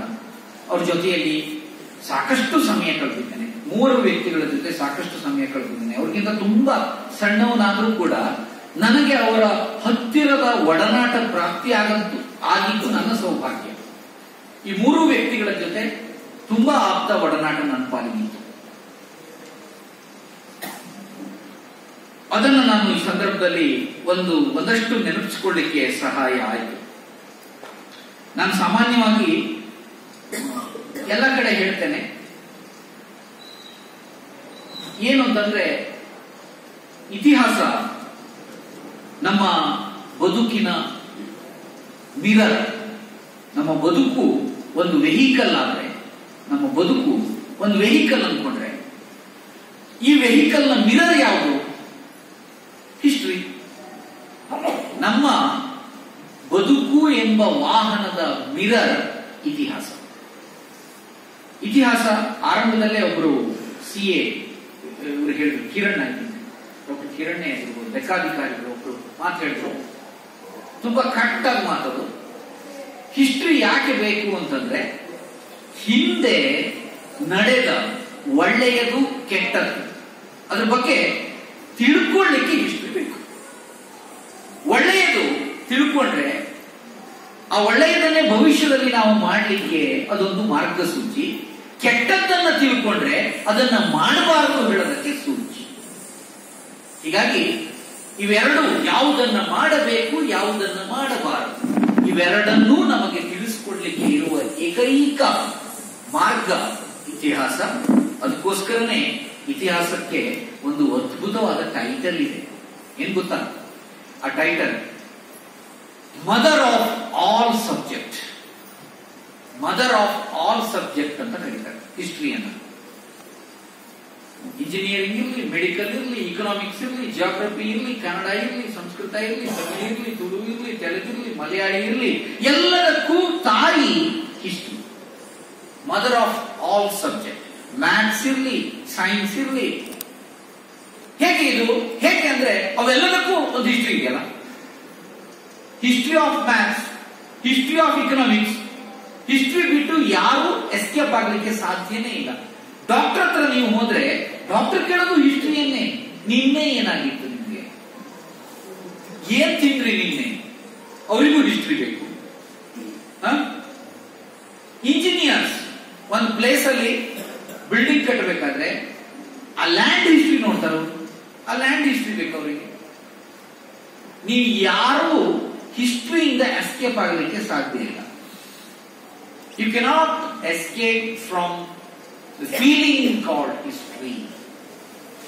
ಹಿಸ್ಟ್ರಿ ಎಂಬ ಭಾವನೆಯಿಂದ ತಪ್ಪಿಸಿಕೊಳ್ಳಿಕ್ಕೆ ಅಸಾಧ್ಯ ಎನ್ನುವ ಮಾತನ್ನ ಹೇಳ್ತಾ, ಎಲ್ಲರೂ ಸ್ಪೆಷಲಿ ನಾನು ಗಮನಿಸುವ ಹಾಗೆ ಒಂದು 5-6 ಯುವಕರು ಕಾಣ್ತಾ ಇದ್ದಾರೆ. ಆ ಎಲ್ಲ ಯುವಕರು ನೀವು ಏನೇ ಓದಿರಿ, ಏನೇ ಓದ್ತಾ ಇರಿ, ನಿಮ್ಮ ಊರಿನ ಇತಿಹಾಸದ ಬಗ್ಗೆ ಒಂದಷ್ಟು ಪ್ರೀತಿಯನ್ನ ಬೆಳೆಸ್ಕೊಳ್ಳಿ. ಇದೇ ನಾನು ಹೇಳೋದು. ನಿಮ್ಮ ಊರಿನ ಇತಿಹಾಸ ತಿಳ್ಕೊಳ್ಳಿ. ನಿಮ್ಮ ಊರು ಯಾವುದು, ಆ ಊರಿನ ಹಿಸ್ಟ್ರಿ ಏನು, ಅಲ್ಲಿ ಯಾರು ಆಳ್ವಿಕೆ ಮಾಡಿದ್ರು, ಅಲ್ಲಿ ಏನೇನಿರ್ತದೆ. ಪ್ರತಿ ಊರಲ್ಲೂ ಇನ್ಸ್ಕ್ರಿಪ್ಷನ್ ಇದೆ, ಪ್ರತಿ ಊರಲ್ಲೂ ಶಾಸನ ಇದೆ, ಪ್ರತಿ ಊರಲ್ಲೂ ಶಾಸನ ಇದೆ. ಒಂದು ಸ್ವಾರಸ್ಯಕರ ಸಂಗತಿಯೊಂದಿಗೆ ಈ ಮಾತನ್ನ ಮುಗಿಸ್ತೇನೆ. ಒಂದು 5 ನಿಮಿಷ ಇದೆ ಅನ್ಕೋತೀನಿ. ಏನು ಅಂತಂದ್ರೆ, ವಿಜಯನಗರ ಸಾಮ್ರಾಜ್ಯವನ್ನ ಆಳ್ವಿಕೆ ಮಾಡುವಂತ ಅರಸು ವಂಶಸ್ಥರು ಇನ್ನೂ ಬದುಕಿದ್ದಾರೆ. ಅವರ ಹೆಸರು ಕೂಡ ಕೃಷ್ಣದೇವರಾಯ ಅಂತಾನೆ. ಈಗಿರೋರ ಅರಸು ವಂಶಸ್ಥರ ಹೆಸರು ಕೂಡ ಕೃಷ್ಣದೇವರಾಯ ಅಂತಾನೆ. ನನಗೆ ತುಂಬಾ ಆಪ್ತರು. ಅವರು ಈಗ ಆನೆಗುಂದಿಯ ಅರಮನೆಯಲ್ಲೇ ಬದುಕ್ತಾ ಇದ್ದಾರೆ. ಅರಮನೆಯಲ್ಲಿ ಈಗ 1 ದಶಕದ ಹಿಂದಿನವರೆಗೂ ಅವರು ಇದ್ದಿದ್ದು ಅಮೆರಿಕದಲ್ಲಿದ್ರು. ಅವರು ಅಲ್ಲೇ ಓದಿ ಅಲ್ಲೇ ಉದ್ಯೋಗ ಮಾಡ್ತಾ ಇದ್ರು. ತಾನು ಒಬ್ಬ ರಾಜವಂಶಸ್ಥ, ತನ್ನ ಹಿಸ್ಟ್ರಿ ಹೀಗಿದೆ, ಅದು ಯಾವುದು ಪ್ರೀತಿ ಅಭಿಮಾನ ಅಷ್ಟೊಂದು ಇರಲಿಲ್ಲ ಅವರಿಗೆ. ಅವರೇ ಹೇಳಿದ್ದು ನಾನು ಹೇಳ್ತಾ ಇರೋದು. ಇರ್ಲಿಲ್ವಂತೆ, ಸುಮ್ಮನೆ ಏನೋ ನೆಗ್ಲಿಜೆನ್ಸಿ ಇತ್ತು ಅವ್ರಿಗೆ. ಹಿಸ್ಟ್ರಿ ಬಗ್ಗೆ ಒಂದು ನೆಗ್ಲಿಜೆನ್ಸಿ ಇತ್ತು. ಅಮೆರಿಕಾದಲ್ಲೇ ಇದ್ರು. ಒಂದು ಘಟನೆ ಅವರನ್ನ ಚೇಂಜ್ ಮಾಡ್ತು ಅಮೆರಿಕಾದಲ್ಲಿ. ಏನು ಅಂತಂದ್ರೆ, ಅಲ್ಲಿ ಪ್ರತಿ ಹಾಲಿಡೇ ಅಮೆರಿಕದಲ್ಲಿ ರಜೆ ಇದ್ದಾಗೆಲ್ಲ ಒಂದು ಪ್ಲೇಸ್ ಅಲ್ಲಿ ಏನೋ ಒಂದು ನೋಡ್ಲಿಕ್ಕೆ 1000 ಜನ ಹೋಗ್ತಾ ಇದ್ದಾರೆ. ಟಿಕೆಟ್ ಕೊಟ್ಟು ಎಷ್ಟೋ ಡಾಲರ್ಸ್ ಖರ್ಚು ಮಾಡಿ ಅದನ್ನ ನೋಡ್ಲಿಕ್ಕೆ ಹೋಗ್ತಾ ಇದ್ದಾರಂತೆ. ಪ್ರತಿ ರಜೆಯಲ್ಲಿ ಫುಲ್ ರಶ್ ಅಲ್ಲಿ ತುಂಬಾ ಅಭಿಮಾನದಿಂದ ಹೋಗ್ತಾ ಇದ್ದಾರಂತೆ ಅಮೆರಿಕನ್ನರು. ಇವರಿಗೆ ಕುತೂಹಲ ಆಯ್ತು, ಏನಪ್ಪ ಏನು ಹೋಗ್ತಾರೆ ಇಲ್ಲಿ ನೋಡ್ಲಿಕ್ಕೆ, ಏನ್ ನೋಡ್ಲಿಕ್ಕೆ ಹೋಗ್ತಾ ಇದ್ದಾರೆ ಅಂತ. ಇವರು ಹೋದ್ರು, ಒಂದ್ಸಲ ಟಿಕೆಟ್ ತಗೊಂಡು ಹೋದ್ರು. ನೋಡಿದ್ರೆ ಒಂದು 200 ವರ್ಷದ ಒಂದು ದೊಡ್ಡ ಬೆಲ್ಲಿಗೆ ಗಂಟೆ, ದೊಡ್ಡ ಗಂಟೆ. ಆ ಗಂಟೆ ನೋಡ್ಲಿಕ್ಕೆ ಎಷ್ಟೊಂದು ಡಾಲರ್ ಖರ್ಚು ಮಾಡಿ ಅಷ್ಟು ಅಭಿಮಾನದಿಂದ ಹೋಗ್ತಾರೆ ಅಮೆರಿಕನ್ನರು. ಸಾಕಲ್ಲ ಚೇಂಜ್ ಆಗ್ಲಿಕ್ಕೆ ಒಬ್ಬ ವ್ಯಕ್ತಿ ಬದಲಾಗಲಿಕ್ಕೆ ಇಷ್ಟು ಸಾಕು ಅನ್ಕೋತೀನಿ. ಅವ್ರಿಗೆ ಆಗಿದ್ದು ಕೂಡ ಅಷ್ಟೇ. ಎಷ್ಟು ದೊಡ್ಡ ತಪ್ಪು ಮಾಡಿದೆ ನಾನು. ನನ್ನ ದೇಶದಲ್ಲಿ ಕಾಲಿಟ್ಟಲ್ಲೆಲ್ಲ 1000 ವರ್ಷದ ಹಿಂದಿನ ಕುರುಹುಗಳು ಬಿದ್ದು ಸಾಯ್ತಾ ಇದೆ. ಎಲ್ಲಿ ಕಾಲಿಡ್ತಾರೋ ಅಲ್ಲಿ ಒಂದೊಂದು ಕುರುಹು ಸಿಗತ್ತೆ. ಒಂದು ಗಂಟೆ, 200 ವರ್ಷದ ಗಂಟೆ ನೋಡ್ಲಿಕ್ಕೆ ಎಷ್ಟು ಅಭಿಮಾನದಿಂದ ಬರ್ತಾರಲ್ಲ ಈ ದೇಶದವರು. ನಾನೆಂಥ ಮೂರ್ಖ. ನಾನು ಒಬ್ಬ ರಾಜಕುಟುಂಬಸ್ಥ ನಾನು ಅಂತ ಅವರ ಮನ ಪರಿವರ್ತನೆಯಾಗಿ ಅಮೆರಿಕವನ್ನ ಬಿಟ್ಟು ಭಾರತಕ್ಕೆ ಬಂದು ಅಭಿಮಾನವನ್ನ ಬೆಳೆಸಿಕೊಂಡು ತನ್ನ ವಂಶಸ್ಥರು ಹಿಂದೆ ಇದ್ದ ಅರಮನೆಯನ್ನೇ ಪುನರುಜ್ಜೀವನಗೊಳಿಸಿ ಸುಮಾರು 8 ಕೋಟಿ ಖರ್ಚು ಮಾಡಿ ಆ ಅರಮನೆಯನ್ನ ಮತ್ತೆ ಮರುನಿರ್ಮಾಣ ಮಾಡಿ ಈಗ ಸಂಸಾರಸ್ಥರಾಗಿ ಅದೇ ಅರಮನೆಯಲ್ಲಿ ಬದುಕಿ ಬಾಳ್ತಾ ಇದ್ದಾರೆ ಕೃಷ್ಣದೇವರಾಯ. ಹೀಗಾಗಿ ಯಾಕೆ ಈ ಮಾತನ್ನ ಹೇಳಿದೆ ಅಂದ್ರೆ, ಯಾವ ದೇಶಕ್ಕೆ ಇತಿಹಾಸವೇ ಇಲ್ಲವೋ ಆ ದೇಶದವರು ಇತಿಹಾಸವನ್ನ ತಲೆ ಮೇಲೆ ಇಟ್ಕೊಂಡಿದ್ದಾರೆ. ತಲೆ ಮೇಲೆ ಇಟ್ಕೊಂಡಿದ್ದಾರೆ. ಯಾವ ದೇಶಕ್ಕೆ ಇತಿಹಾಸವೇ ಎಲ್ಲವೋ ಆ ದೇಶದವರು ಇತಿಹಾಸವನ್ನ ಕಾಲ ಹತ್ರ ಇಟ್ಕೊಂಡಿದ್ದಾರೆ. This is the difference. ವ್ಯತ್ಯಾಸ ಗಮನಿಸಿ. ನಾವು ಭಾರತೀಯರು ಮಾಡ್ತಾ ಇರುವಂತಹ ಪ್ರಮಾದ, ಇದು ದೊಡ್ಡ ಪ್ರಮಾದ. ಯಾಕೆ ಹೀಗಾಗ್ತಾ ಇದೆಯೋ ಗೊತ್ತಿಲ್ಲ. ತುಂಬಾ ಬೇಸರದಿಂದ ಹೇಳ್ತಾ ಇರುವ ಮಾತಿದು. ನಮ್ಮ ದೇಶಕ್ಕೆ ಜಾಗತಿಕ ಮಟ್ಟದಲ್ಲಿ ಪ್ರಾಮುಖ್ಯತೆ ತಂದುಕೊಟ್ಟ ಸಂಗತಿಗಳು ಮೂರೇ: ಈ ದೇಶದ ಸಂಸ್ಕೃತಿ, ಈ ದೇಶದ ಇತಿಹಾಸ, ಈ ದೇಶದ ಪರಿಸರ. ಇದು ಮೂರು ಈ ದೇಶದಲ್ಲಿ ಹೀಗಿರದಿದ್ದರೆ ಈ ದೇಶವನ್ನು ಕೇಳುವವರು ಯಾರು ಇರ್ತಾ ಇರಲಿಲ್ಲ ನೆನಪಿರಲಿ. ಆದರೆ ಯಾವ ಮೂರು ಸಂಗತಿಗಳು ಈ ದೇಶಕ್ಕೆ ಜಾಗತಿಕ ಮಟ್ಟದಲ್ಲಿ ಇಂಪಾರ್ಟೆನ್ಸ್ ಅನ್ನು ತಂದುಕೊಟ್ಟಿದೆಯೋ ಆ ಮೂರೂ ಸಂಗತಿಗಳನ್ನ ನಾವು ತುಂಬಾ ನಿರ್ಲಕ್ಷ್ಯ ಮಾಡಿ ಇಟ್ಕೊಂಡಿದ್ದೇವೆ. ಇದು ವ್ಯವಸ್ಥೆಯ ವ್ಯಂಗ್ಯ ಅಂತ ಕರೆಯೋದು ಇದಕ್ಕೆ. ಹೀಗಾಗಿ ಯುವಕರು ಇನ್ನಾದರೂ ಎಚ್ಚೆತ್ತುಕೊಂಡು, ನಾನು ಎಲ್ಲೇ ಹೋದ್ರು ಯುವಕರಿದ್ದಾಗ ಹೇಳುವುದು ಒಂದೇ: ನೀವೇನೂ ಮಾಡೋದು ಬೇಡ, ಏನೇ ಓದ್ತಾ ಇರಿ, ಕನಿಷ್ಠ ಪಕ್ಷ ನಿಮ್ಮೂರಿನ ಇತಿಹಾಸವನ್ನ ನೀವು ತಿಳ್ಕೊಂಡು ಅದಕ್ಕೆ ಏನಾದರೂ ಒಂದು ಸಹಾಯವನ್ನ ಮಾಡಿ, ಇಷ್ಟೇ. ಹೀಗಾಗಿ ಇದನ್ನು ಹೇಳ್ತಾ ಮತ್ತೊಮ್ಮೆ Keladi Gundajoshi, doctor A K Shastri, doctor H S Gopalarao ಈ ಮೂವರು ಪ್ರಾತಸ್ಮರಣೀಯರ ಸ್ಮರಣೆಯನ್ನ ಅತ್ಯಂತ ಗೌರವದಿಂದ, ಅತ್ಯಂತ ವಿನಯಶೀಲನಾಗಿ ಮಾಡಿದ್ದೇನೆ ಅಂತ ಭಾವಿಸ್ತಾ, ಈ ಒಂದು ಕಾರ್ಯಕ್ರಮದ ಯೋಚನೆ ಮತ್ತು ಯೋಜನೆಗೆ ಕಾರಣೀಕರ್ತರಾದಂತಹ ಕೆಪಿಟಿಸಿಎಲ್ ಮತ್ತು ನಮ್ಮ ವಿಶ್ವೇಶ್ವರ ಗಾಯತ್ರಿ ಅವರಿಗೆ ಅಭಿನಂದನೆಯನ್ನ ಮನದಾಳದಿಂದ ತಿಳಿಸ್ತಾ, ಇಷ್ಟೊತ್ತು ನನ್ನ ಮಾತನ್ನ ತುಂಬಾ ಪ್ರೀತಿಯಿಂದ ಕೇಳಿದ ನಿಮ್ಮೆಲ್ಲರಿಗೂ ವಂದಿಸ್ತಾ ಈ ಮಾತಿಗೆ ಮುಕ್ತಾಯವನ್ನು ಹೇಳ್ತಾ ಇದ್ದೇನೆ. ಎಲ್ರಿಗೂ ನಮಸ್ಕಾರ. ಪ್ರಾಚಾರ್ಯರು ವಾಗ್ಮಿಗಳಾದ ಡಾಕ್ಟರ್ ಲಕ್ಷ್ಮೀಶ ಹೆಗ್ಡೆ ಸೋಂದಾರ್ ಅವರು ಕಳೆದ 2 ದಶಕಗಳಿಂದ ಇತಿಹಾಸ ಸಂಶೋಧನೆಗೆ ಸಮರ್ಪಿತರಾಗಿರುವ ಇವರು ನಾಡಿನಾದ್ಯಂತ ಇತಿಹಾಸ, ಶಾಸನಶಾಸ್ತ್ರ, ಶಿಲ್ಪಕಲೆ, ವೀರಗಲ್ಲುಗಳು ಮತ್ತು ಐತಿಹಾಸಿಕ ಕುರುಗಳು ಸೇರಿದಂತೆ ಹಲವಾರು ಕ್ಷೇತ್ರಗಳಲ್ಲಿ ಗಂಭೀರ ಸಂಶೋಧನೆ ನಡೆಸಿದ್ದಾರೆ. ಇವರಿಂದ ಇತಿಹಾಸ ಸಂಶೋಧನೆಯ ಕುರಿತಂತೆ ಈವರೆಗೆ 15 ಕೃತಿಗಳು ಪ್ರಕಟವಾಗಿದ್ದು 400ಕ್ಕೂ ಅಧಿಕ ಲೇಖನಗಳು ರಾಷ್ಟ್ರೀಯ ಮತ್ತು ಅಂತಾರಾಷ್ಟ್ರೀಯ ಮಟ್ಟದ ನಿಯತಕಾಲಿಕೆಗಳಲ್ಲಿ ಪ್ರಕಟಗೊಂಡಿವೆ. ಇವರಿಗೆ ದೊರೆತ ಪ್ರಮುಖ ಗೌರವಗಳಲ್ಲಿ ಬಸವರಾಜ ಕಟ್ಟಿಮಣಿ ರಾಜ್ಯ ಪ್ರಶಸ್ತಿ, ಕದಂಬ ಸೇವಾರತ್ನ ಪ್ರಶಸ್ತಿ, ರವಿದಾಸರ ಪ್ರಶಸ್ತಿ, ಮೇಧಾ ಪುರಸ್ಕಾರ, ಹವ್ಯಕಭೂಷಣ ಪ್ರಶಸ್ತಿ ಸೇರಿದಂತೆ ಹಲವಾರು ಪ್ರಮುಖ ಪ್ರಶಸ್ತಿಗಳನ್ನು ತಮ್ಮದಾಗಿಸಿಕೊಂಡಿದ್ದಾರೆ. ಇತಿಹಾಸ ಸಂಶೋಧಕರಿಗಾಗಿ ಕೇಂದ್ರ ಸರ್ಕಾರದ ನ್ಯಾಷನಲ್ ಫೆಲೋಶಿಪ್ ಕಮಿಟಿಗೆ ನಾಮನಿರ್ದೇಶಿತಗೊಂಡ ದಕ್ಷಿಣ ಭಾರತದ 3ರಲ್ಲಿ ಇವರು ಒಬ್ಬರು. ಅಲ್ಲದೆ ಕರ್ನಾಟಕ ರಾಜ್ಯದಿಂದ ಆಯ್ಕೆಯಾಗಿರುವ ಏಕೈಕ ಇತಿಹಾಸ ತಜ್ಞರು ಇವರಾಗಿದ್ದಾರೆ. ಇವರಿಂದ ನಾಡಿನಾದ್ಯಂತ 1000ಕ್ಕೂ ಅಧಿಕ ಉಪನ್ಯಾಸಗಳು ನಡೆದಿದ್ದು ಪಬ್ಲಿಕ್ ಟಿವಿ, ಸುವರ್ಣ ನ್ಯೂಸ್, ಟಿವಿ 9, ನ್ಯೂಸ್ 18, ವಿಸ್ತಾರ ಮತ್ತು ಇತರೆ ಪ್ರಮುಖ ವಾಹಿನಿಗಳಲ್ಲಿ ವಾಗ್ಮಿಯಾಗಿ ಚರ್ಚೆಗಳಲ್ಲಿ ಪಾಲ್ಗೊಂಡು ತಮ್ಮ ಅಪಾರ ಜ್ಞಾನವನ್ನು ಸಮಾಜಕ್ಕೆ ಹಂಚಿಕೊಂಡಿದ್ದಾರೆ.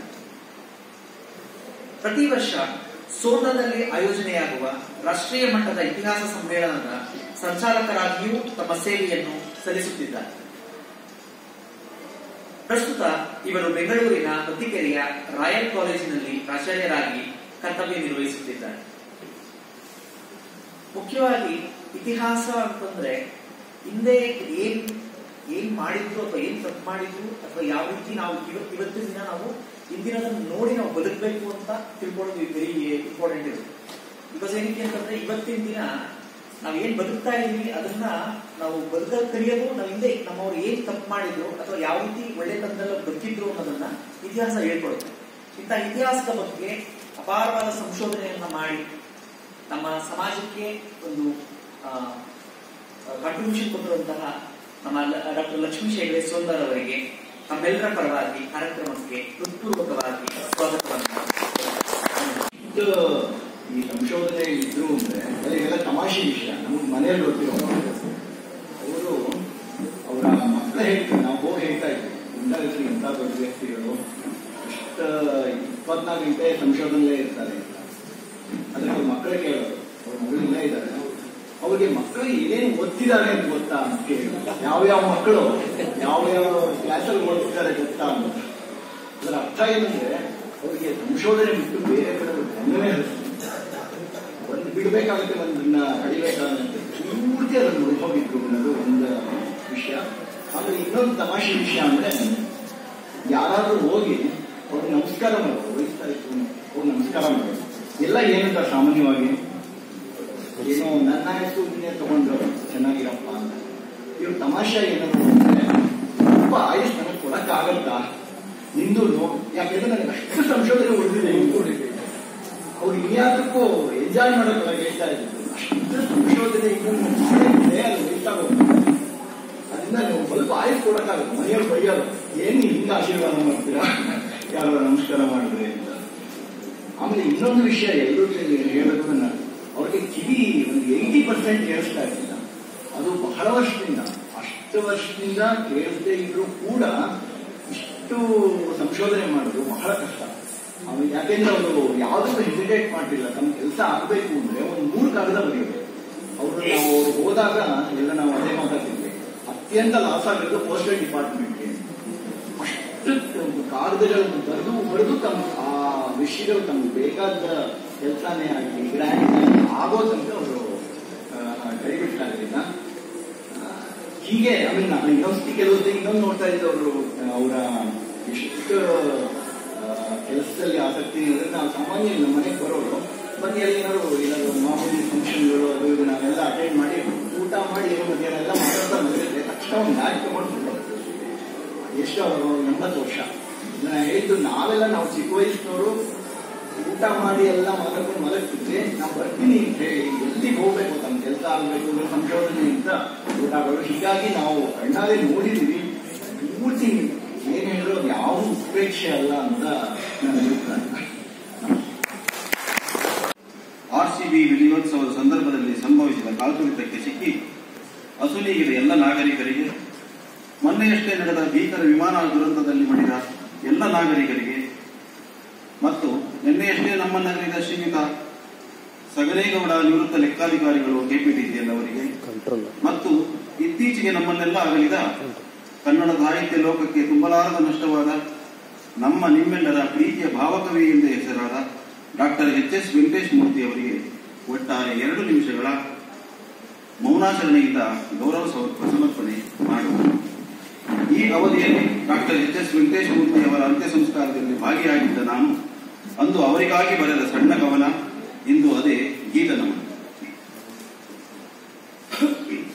ತಾವೆಲ್ಲರೂ 2 ನಿಮಿಷಗಳ ಕಾಲ ಎದ್ದು ನಿಂತು ಇಹಲೋಕ ತ್ಯಜಿಸಿದ ನಾಗರಿಕರಿಗೂ ಹಾಗೂ ಮಹನೀಯರಿಗೂ ಮೌನಾಚರಣೆಯಿಂದ ಗೌರವ ಸಲ್ಲಿಸಬೇಕೆಂದು ವಿನಯದಿಂದ ವಿನಂತಿಸಿಕೊಳ್ಳುತ್ತೇನೆ.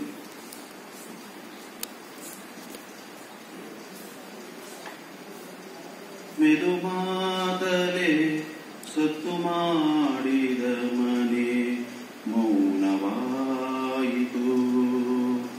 ಭೇದವಿಲ್ಲದ ಭಾವವೃಕ್ಷವು ಬೇರನೂರಿತು.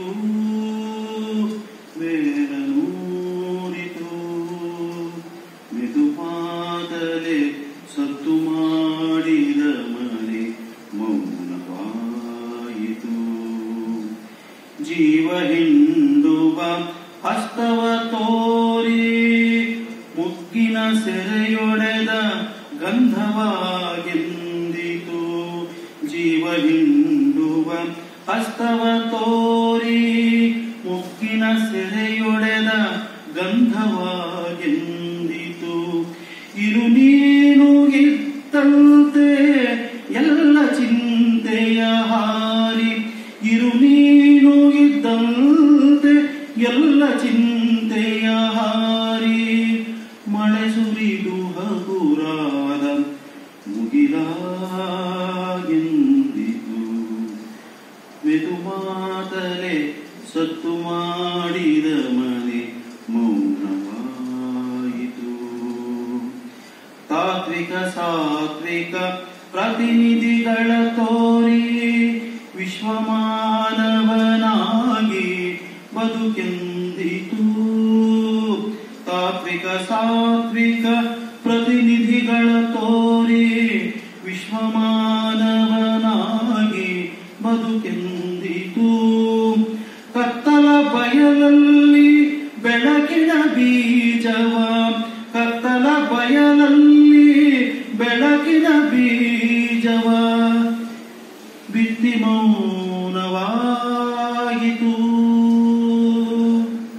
ಮರೆಯಾಯಿತು,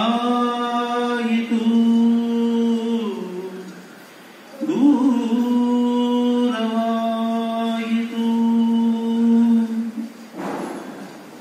ಸಹಕರಿಸಿದ ಎಲ್ಲರಿಗೂ ಧನ್ಯವಾದಗಳು.